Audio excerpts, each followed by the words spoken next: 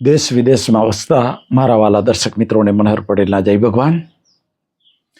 મિત્રો, કુદરત કહે છે કે અમે પડઘા જેવા છીએ. The world is echo. કોઈ પણ ડુંગરની ખીણમાં કોઈ વાવ હોય, વાવની અંદર બંને બાજુ ડુંગર હોય ને વચ્ચે ખીણ હોય અને આપણે બૂમ પાડીએ તો એ બૂમ પાડીયાના 10 પડઘા આપણને ફરી સંભળાય છે, રિટર્ન સંભળાય છે. એક્ઝેક્ટ આ મટીરિયલ સાયન્સની જેમ સ્પિરિચ્યુઅલ સાયન્સનો પણ કુદરતનો નિયમ છે, લો છે. એટલે કે છે કુદરત કે છે અમે પડઘા જેવા છીએ, અમે પડઘા સ્વરૂપ છીએ. પડઘા સ્વરૂપ એટલે શું? કુદરત કે છે તું જેવું બોલીશ, સારું બોલીશ તો તને એના 10 ગણા સારા પડઘા તારે સાંભળવા પડશે, એ જ સંભળાશે. ખોટું બોલીશ, ગાળ બોલીશ, તું ગાળ બોલીશ તો ગાળના 10 પડઘા તારે જ સાંભળવા પડશે. એ અવાજ અથડાઈને તારા કાને પાછો આવે છે. તારી બોલેલી ગાળ તારે જ સાંભળવી પડશે.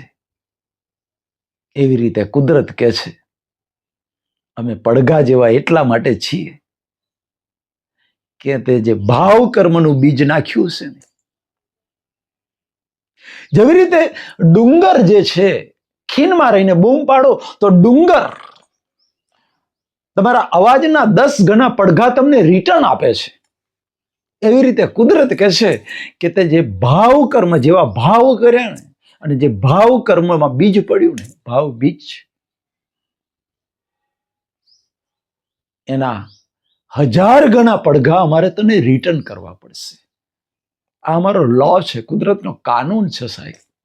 એમાંથી કોઈ ના છટકી શકે, એમાંથી મનહરભાઈ ના છટકી શકે, એમાંથી તમે ના છટકી શકો, એમાંથી સંત સાધુ સંન્યાસી કોઈ પણ માણસ હોય, ભગવાન પણ રામકૃષ્ણ મહાવીર પણ ના છટકી શકે એની અંદર. કુદરતનો નિયમ સનાતન છે, પરમેનન્ટ છે, એ બધાને લાગુ પડે. કુદરત કહે છે કોઈને સુખ આપવાના ભાવ કરીશ તું.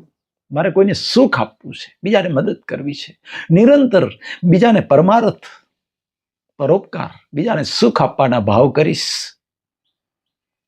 તો 1000 ગણું સુખ અમારે તને આવતા ભવે, બીજા ભવે રિટર્ન કરવું પડશે.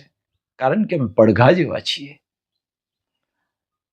એક વખત બોલેલો શબ્દ 10 ગણો કરીને ડુંગર જો રિટર્ન કરતો હોય, અમે તો કુદરત છીએ. એ જ લો, એ જ કાનૂન સ્પિરિચ્યુઅલ સાયન્સમાં કામ કરે છે. 1000 ગણું સુખ. ફોર એક્ઝામ્પલ, તે રાત્રે ખાટલામાં સૂતા સૂતા તારા દુશ્મનના પગ ભાગી નાખવું એવા ભાવ કર્યા છે. ભાવ, પગ નથી ભાગ્યા, પણ રાત્રે તે ભાવ કર્યા છે. કર્મ બીજ ભાવમાં પડે છે, ક્રિયામાં નથી પડતું. જો ક્રિયાથી કર્મ બીજ પડતું હોય, ક્રિયાથી કર્મ બંધન પડતું હોય તો અર્જુને લાખો લોકોને મારી નાખ્યા. એ ક્રિયા કરી લાખો લોકોને મારીને અર્જુન ક્યારેય મોક્ષને ના પામી શકે. ક્રિયામાં બીજ નથી પડતું, ભાવમાં બીજ પડે છે. રાત્રે સૂતા સૂતા તે ભાવ કર્યો, કાલે મારો દુશ્મન ફલાણો માણસ મને એકલો મળે તો એના પગ ભાગી નાખું. ગાડીમાં ફોર વ્હીલમાં લાકડી લઈને ફરતો હોય અને એ રાગમાં ફરતો હોય કે એકલો મળે પગ ભાગી નાખું. પગ ભાગ્યા નથી સાહેબ, એકલો મળ્યો નથી, પગ ભાગ્યા નથી. પણ કુદરત કે તે ભાવ કર્યા ને પગ ભાગવાના, અમારા કાનૂનમાં એ પગ ભાગ્યા બરોબર છે. અને અમે પડઘા જેવા છીએ. એટલે અનેક ગણું પગ ભાગવાના ભાવ કર્યા ને, આવતા ભવે અમારે તારા પગ ભાગવા પડશે. ભાગે જ સાહેબ, 1,00,000% પગ ભાગે. કારણ કે તે બીજ રોપ્યું છે બીજાના પગ ભાગવાનું. ભલે ભાગ્યા નથી પણ ભાવ કર્યા છે પગ ભાગવાના. એ જ પગ ભાગવાના જે ભાવ કર્યા છે, બીજાને દુઃખ આપવાના ભાવ કર્યા છે, એનું અનેક ગણું, 1000 ગણું દુઃખ. અમે પડઘા જેવા છીએ, એટલે 1000 ગણા પડઘા અમારે તને આપવા પડશે. એ તને જ વાગશે તારા પડઘા, તારા નાખેલા ભાવ, એના પડઘા તારે જ સાંભળવા પડશે, તારે જ વેઠવા પડશે. આવતા ભવે કોઈ પણ હિસાબે ઝાડેથી પડી જવું, એક્સિડન્ટ થઈ જાય, નિમિત્ત ગમે તે મોકલીએ, પણ આવતા ભવે તારા પગના ટુકડા થશે થશે થશે ને થશે જ. એમાંથી કોઈ ના છટકી શકે. એ એક્સિડન્ટ થાય, કોઈ પણ નિમિત્ત બની શકે. તારા પગના ટુકડા થશે, તારા પગ ભાગશે, એના પર રીંગો ચડાવવી પડશે. 6 મહિના 12 મહિનાની ખાટલી થશે, એકી બેકી બે ખાટલામાં કરવું પડશે અને નરકની વેદના ભોગવવી પડશે. કેમ? તો કે માત્ર તે ભાવ બગાડ્યો. અને કુદરત કે જેવો ભાવ એવો ભાવ, તે નિરંતર એવા ભાવ કર્યા, તારા દુશ્મનના પગ ભાગવાના. જે ભાવ કર્યા એ કર્મ બીજ પડ્યું. અને પગ ભાગવાનું, જે ભાગી નાખવાનો જે ભાવ કર્યો, એ ભાવ ઉદયમાં આવશે ત્યારે એ સંજોગ તારી સામે આવીને ઊભો રહેશે. ભાગ્યા નથી, પણ અમારે એના ફળ સ્વરૂપે તારા પગ ભાગવા પડશે અને અમારે સંજોગ એવો પડશે. તે વખતે એ માણસ બોલે કે મેં જિંદગીમાં કોઈનું ખોટું નથી વિચાર્યું, કોઈનું ખરાબ નથી કર્યું, છતાંય મને એક્સિડન્ટ થયો ને મારા પગના 4 ટુકડા થઈ ગયા. કુદરત કે ના, આ તારું અજ્ઞાન છે, તારી ભ્રાંતિ છે. આગલા ભાવની અંદર તે તારા દુશ્મનના પગ ભાગી નાખવાના ભાવ કર્યા હતા. એ ભાવનું આજે ઇકો થઈને, પડઘો થઈને, એ તારો બોલેલો ભાવ, તારો નાખેલો ભાવ આજે તારી સામે તારા કાને અથડાયો છે અને તારા પગના 4 ટુકડા થયા છે. કુદરત કહે છે કે આ દુનિયાની કોર્ટોમાં અન્યાય થઈ શકે, અમારી કોર્ટમાં આજ સુધી 1% અન્યાય થયો નથી. ભવિષ્યમાં અમારી કોર્ટમાં ક્યારેય અન્યાય થાય નહીં. અમે ગુના વગર દંડ કોઈને આપતા નથી. તારો ગુનો એટલો કે બીજાના પગ ભાગવાના ભાવ કર્યા, એ ગુનો કર્યો, એનો દંડ તારે ભોગવવો જ પડશે. ભલે એ જન્મની અંદર તે કોઈનું ખરાબ ના કર્યું હોય. લોકો પણ વાતો કરે કે મનહરભાઈ બહુ સારા માણસ, બહુ સારા સત્સંગ કરે છે, તો એ બિચારાને એમને એક્સિડન્ટ થયો ને પગ ભાગી ગયા, રીંગો ચઢાઈ, 6 મહિનાની ખાટલી થઈ. મનહરભાઈ તો ગીતા સત્સંગ કરે છે, આધ્યાત્મિક માણસ છે, ભજનો કરે, નાનપણથી કોઈનું ખોટું નથી કર્યું.